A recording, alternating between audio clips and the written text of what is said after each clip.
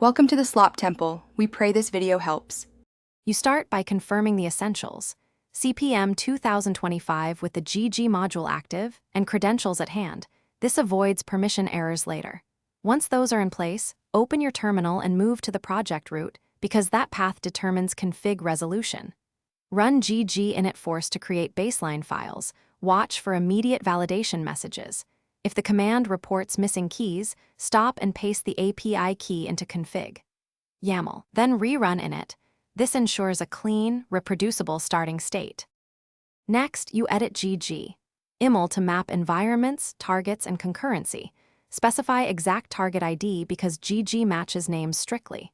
Once edited, run GG validate to surface schema or type errors and make corrections until validation passes.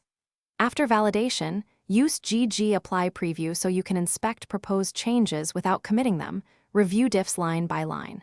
If everything looks correct, run GG apply to execute. Make sure to monitor logs for warnings and allow the run to finish before changing config. To finish, verify the final state with GG status and export results to results. JSON so you have an audit copy. This also helps debugging. If you encounter unexpected changes, use GG rollback to with the appropriate timestamp to revert. Rollback preserves audit trails.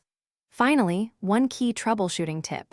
If operations fail, immediately check /var/log/cpm/gg. Log for permission or API authentication errors, because those are the most common blockers.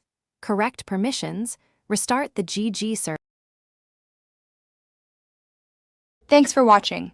Consider subscribing if we helped you.